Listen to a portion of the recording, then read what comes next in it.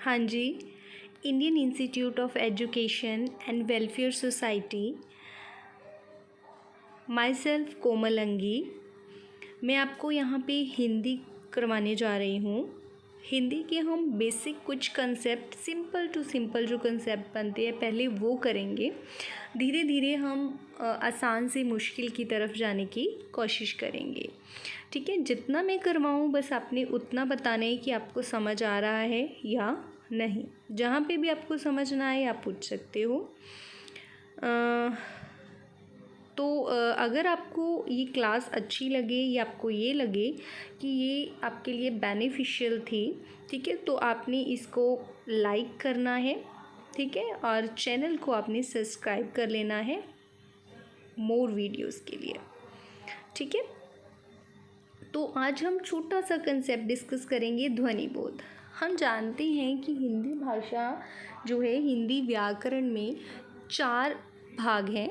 उसमें ध्वनि बोध है, शब्द बोध है और वाक्य बोध है। उसमें हम सबसे पहला जो भाग डिस्कस करने जा रहे हैं, जिसका नाम है ध्वनि बोध। ठीक है, हम ध्वनि बोध को यहाँ पे डिस्कस करेंगे। ठीक है, ध्वनि बोध में क्या है कि ध्वनि हम जानते हैं कि भाषा की सबसे छोटी इकाई है। भाषा की सबसे छोटी इकाई का नाम क्या है? ध्वनि बोध है। ठीक है, ध्वनि को लिखने के लिए हम कुछ चिन्ह अपनाते हैं जिनको वर्ण या अक्षर कह देते हैं हम। तो उन्हीं वर्णों का एक व्यवस्थित समूह जो बनाया जाता है, एक पैटर्न सा बनाया जाता है। जैसे हिंदी में 52 का एक पैटर्न है, तो उसका नाम क्या है? वर्णमाला है। तो वर्णमाला को हम 2 हिस्सों में डिवाइड कर लेते हैं। हिंदी वर्णमाला में 2 हिस्से हैं, एक में स्वर है और एक में व्यंजन है। ठीक है, स्वर और व्यंजन। पहली बात तो स्वर और व्यंजन में फ़र्क क्या है? स्वर वो भाषा की का पार्ट है, ठीक है, या यूँ कहें वर्णमाला का वो पार्ट है जिसको जो अपने आप में स्वतंत्र है। ठीक है, जिसको बोलने के लिए व्यंजनों के सहारे की ज़रूरत नहीं है। और दूसरी चीज़ ये है कि इनको बोलते वक्त जो हमारे मुख से वायु निकलती है वो बिना किसी बाधा के निकलती है, उसे किसी भी तरह की कोई रुकावट नहीं होती है। और दूसरी चीज़ है व्यंजन।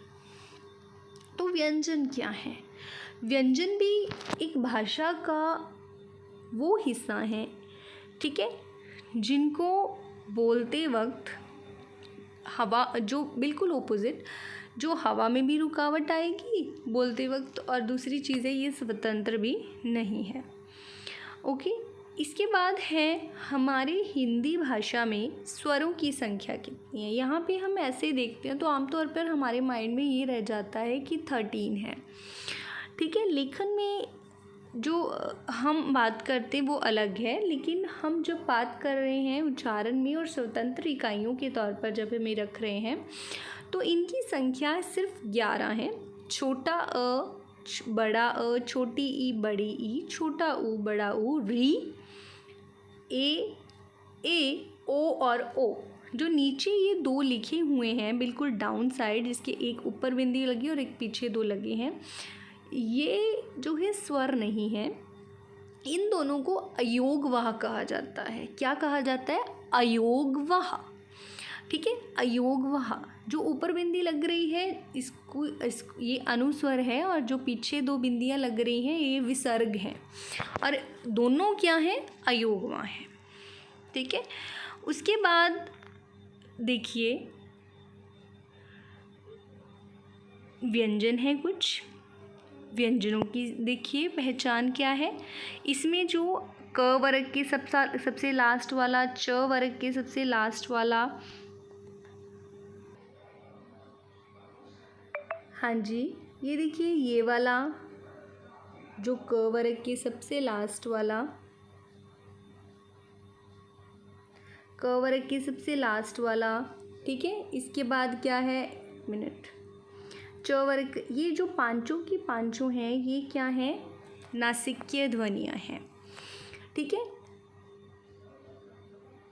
वैसे जो ये टोटल हैं 25, इनको स्पर्श व्यंजन कहा जाता है, और ये जो 4 हैं इनको अत्यसत व्यंजन कहा जाता है, और 1, 2 3 4 इनको ऊष्म कहा जाता है। इसके बाद जो 3 बच गई, रेस्ट ऑफ द 3 एंड ये 4 क्या है, संयुक्त ध्वनियाँ हैं। ठीक है, ओके।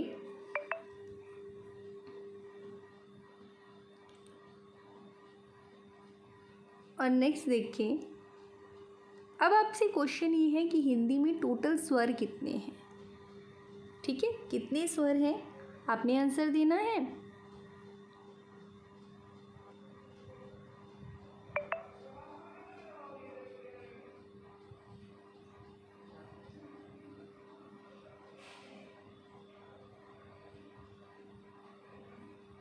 ठीक है, टोटल स्वर कितने हैं आपने आंसर देना है।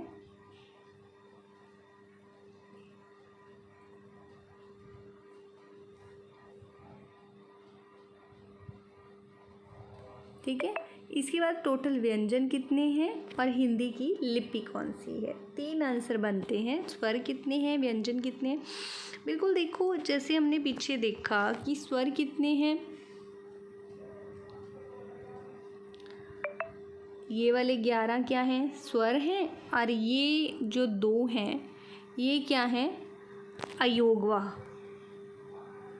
क्या है, अयोगवाह। ठीक है, ये अयोगवा है। अयोगवा में क्या है, ये अनुस्वर है। ठीक है, और ये क्या है, विसर्ग है। ठीक है, विसर्ग की आवाज क्या होती है, तो इसकी आवाज होती है ह। ठीक है,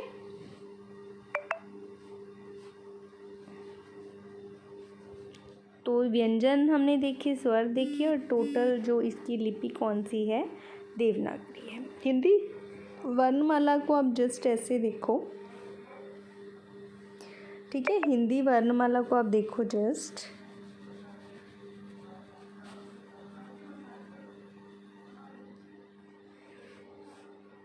हिंदी वर्णमाला में देखो 11 तो स्वर लिख दिए उसने, 11। इसके बाद उसने 2 डाले हैं, जो इनको पता है क्या कहते हैं, द्विगुण। ये वो है, द्विगुण कहते हैं इन्हें। ये 5 नासिकीय ध्वनियाँ हैं, ये 25 स्पर्श व्यंजन हैं, ये 4 अत्यसत हैं, ये ऊष्म हैं, और ये जो 4 हैं इसमें जो 4th मैंने लिख दिया, ये संयुक्त व्यंजन है, ये संयुक्त हैं। ठीक है, इसके बाद है संयुक्त व्यंजनों में इनकी डिवीज़न कैसे होती है, आप देखना। इरेज कर देते हैं हम।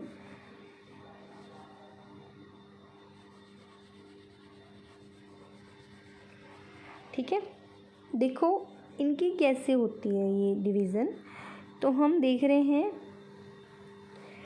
ये देखो इन 2 को मिला के ये बन गया, इन 2 को मिला के ये बन गया, 3 और 1 इसको, और इसको ये, और इसको ये।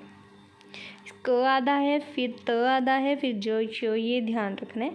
2 को मिला के कैसे बन रहे हैं और इसके शब्द कैसे बने हुए हैं मैंने आपको दिखा दिए हैं। इसके बाद कुछ मात्राएं भी हैं हिंदी में, जो कुछ हमने अडॉप्ट की हुई हैं और कुछ वैसे हैं। ठीक है, जैसे अ की कोई मात्रा नहीं होती, जैसे अ की कोई मात्रा नहीं होती, इसको मुक्ता भी कहते हैं। ठीक है, इसको मुक्ता भी कहते हैं। ठीक है, इसकी आ मात्रा, इसकी ये सबकी मात्राएं डाली हुई हैं इस इधर इधर करके। ये इंग्लिश वर्णों के लिए हैं 2, और इसकी ये देखो मात्रा, जैसे मैं यहाँ पे लिख रही हूँ पृथ्वी, तो ये मात्रा लग रही है इसमें। ठीक है, इसमें री की मात्रा लग रही है। ओके, तो ये हमने कल भी चार्ट देखा था। ठीक है, भी 11 जो संख्या है, जो हम 11 की बात कर रहे हैं, जो 11 संख्या किन की है, स्वरों की है।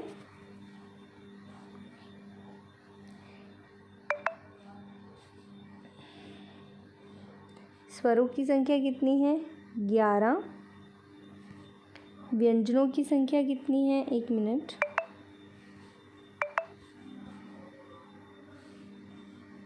स्वरों की संख्या कितनी है, 11। व्यंजनों की ऐसे 33 है और 4 इसमें वो मिल जाते हैं और 2 द्विगुण, तो ऐसे इनकी संख्या हो जाती है फिर 39। ठीक है, और 2 अयोगवा मिल जाते तो 52। 33 व्यंजन ऐसे हो गए, +4 इसमें क्या हो गए, संयुक्त व्यंजन, +2 क्या हो गए, द्विगुण व्यंजन।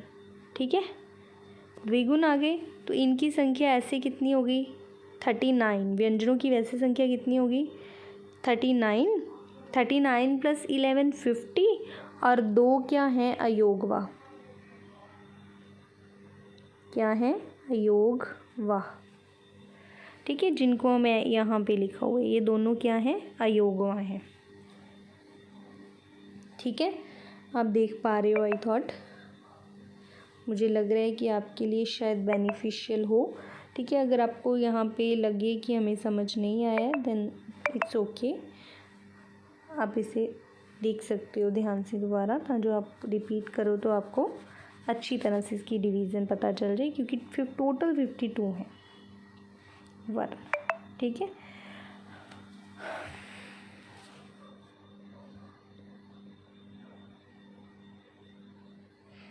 तो आज के लिए मैं आपके लिए कुछ क्वेश्चंस लेके पहले पूछ लेती हूँ आपसे।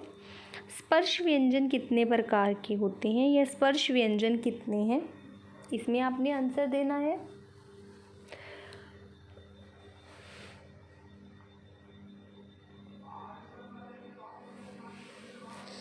ओके, अभी हमने करा है स्पर्श व्यंजन कितने हैं, बिल्कुल 25। स्पर्श व्यंजन कितने हैं, 25। जो त्रय है उसका सही जोड़ क्या है बताना है आपने।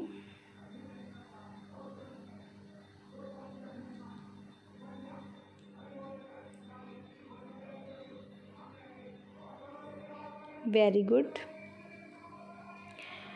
उसके बाद क्या है, वर्णमाला किसे कहते हैं,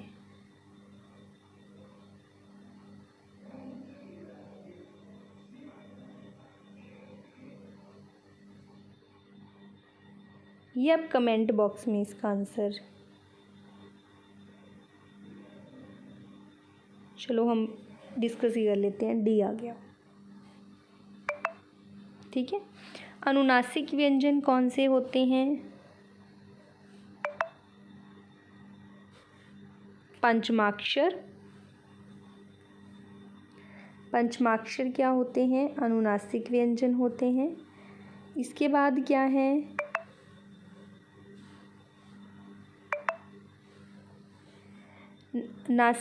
अनुनासिक का संबंध किससे होता है, नाक और मुंह दोनों से। चंद्र बिंदु को कहते हैं जी अनुनासिक। य र ल व क्या है, अत्यसत हैं।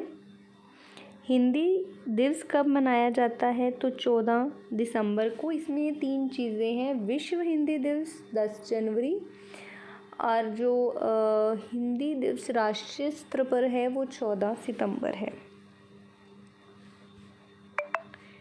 ठीक है, समानार्थी शब्द आपने बताना है। नियति क्या है, तो वो भाग्य है।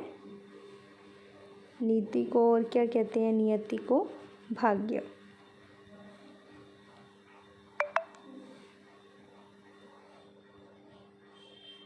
नियति को और क्या कहते हैं,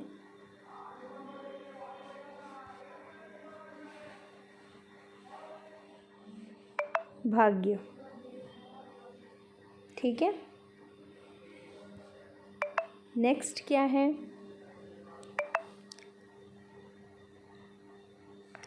हनुमान जी को पवन सुत भी कहते हैं, अंजनी पुत्र भी कहते हैं, मारुति भी विनायक नहीं कहते, तो इसका आंसर डी बन जाएगा। अनुपम का पर्यायवाची शब्द क्या है, अद्वितीय, अद्वितीय, जिसके समान कोई दूसरा ना हो। उसके बाद है फूल का पर्यायवाची शब्द नहीं है, तो आपको पता है ये तनुजा है। इसके बाद है नेक्स्ट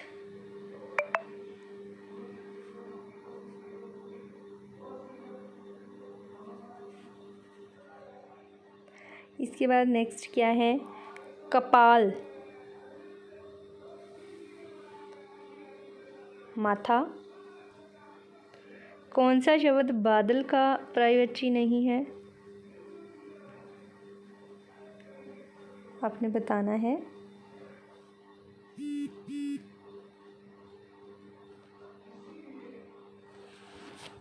कौन सा जो शब्द है बादल का पर्यायवाची नहीं है, इसका आंसर आप लोग दोगे। 4 ऑप्शन है आपके पास, देख लीजिए। बाकी हम इसके बाद फिर डिस्कस करेंगे। आज के लिए इतना ही। Thank you so much, thank you. अगर आपने बताना है कि आपको ये कैसा लगा और ये आपके लिए बेनिफिशियल है तो लाइक शेयर कमेंट करना ना भूलें। Thank you so much.